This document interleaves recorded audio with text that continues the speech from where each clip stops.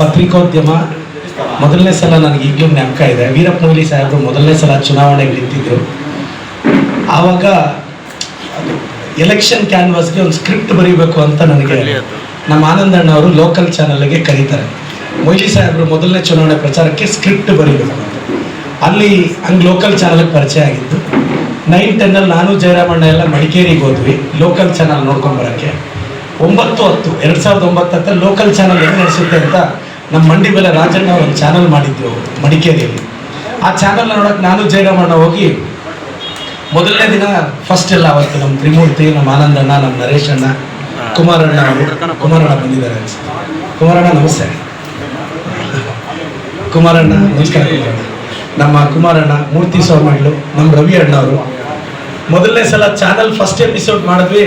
ನಮ್ಗೆ ಈಗಲೂ ನೆನಪಿದೆ. ನಮ್ಮ ಸುವರ್ಣ, ರವಿ ಸರು, ನಾನು ಎಲ್ಲ ಇದ್ದೀವಿ.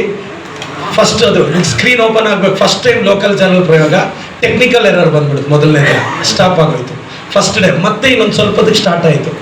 ಅದಾದಮೇಲೆ 10-11ರಲ್ಲಿ ನಮ್ಮ ಕುಮಾರಣ್ಣ, ಜಯರಾಮಣ್ಣ ಎಲ್ಲ ಶನಿವಾರ ಒಂದು ಪ್ರೋಗ್ರಾಮ್ ಮಾಡಿ ಅಂದರು. ಆಗ ಸಿ ನ್ಯೂಸ್ ಅಂತ, ಅಂದರೆ CTV ಅಂತಿತ್ತು.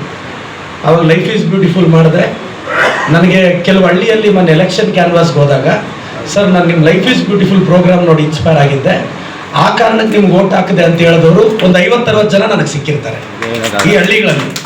ಅಂದರೆ ಪತ್ರಿಕೋದ್ಯಮದ ಪ್ರಭಾವ ಎಲ್ಲೆಲ್ಲೋ ಇರುತ್ತೆ. ಅದಾದಮೇಲೆ ಸ್ಥಳೀಯ ವಾಹಿನಿಯಲ್ಲಿ ಏನಾದರೂ ವಿಶೇಷ ಪ್ರಯೋಗ ಮಾಡಬೇಕು ಅಂತ ಲಾಸ್ಟ್ ನ್ಯೂಸ್ ಬುಲೆಟಿನ್ ಸ್ಟಾರ್ಟ್ ಮಾಡಿದ್ರು. 2000 ಮೊದಲನೇ ದಿನ ಇಂಟರ್ವ್ಯೂಗೆ ಕೂರಿಸಿ ಅವ್ರಿಗೊಂದು ಕ್ವಶನ್ ಕೇಳ್ಬಿಟ್ಟೆ.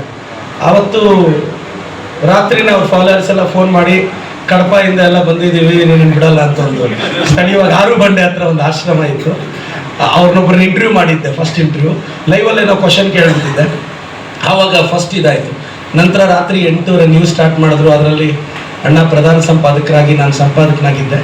ಮೊದಲು ನನ್ನ ಲೈಫ್ ಈಸ್ ಬ್ಯೂಟಿಫುಲ್ ಮಾಡು ಅಂತ ನಮ್ಮ ಕುಮಾರಣ್ಣ ಪ್ರತಿ ಶನಿವಾರ ಸ್ಕ್ರೀನ್ ಮೇಲೆ ಕೂರಿಸೋದು. ಕ್ಲಿಕ್ ಆಗುತ್ತೆ ಅಲ್ಲೋ ಗೊತ್ತಿಲ್ಲ, ಹಳ್ಳಿಗಳಲ್ಲಿ ರೀಚ್ ಆಗಿ ಜನ ಕಷ್ಟ ಹೇಳ್ಕೊಳಕ್ಕೆ ಹೋದ್ರು. 150 ಎಪಿಸೋಡ್ ಮಾಡಿ, ಅಂದರೆ 150 ಶನಿವಾರಗಳ ಕಾಲ ಆ ಕಾರ್ಯಕ್ರಮ ಸ್ಥಳೀಯ ವಾಹಿನಿಯಲ್ಲಿ ನಡೆದಿತ್ತು. ಅಂದರೆ ನೀವು ಯೋಚನೆ ಮಾಡಿ, 150 ಎಪಿಸೋಡ್. ಅದಾದಮೇಲೆ 10-11ರಲ್ಲಿ ಗುರೂಜಿ ಒಬ್ಬರು ಬಂದರು. ಪ್ರತಿ ಶುಕ್ರವಾರ ಅವ್ರನ್ನ ಇಂಟರ್ವ್ಯೂ ಮಾಡೋದು. ಇಂಟರ್ವ್ಯೂ ಮಾಡಿ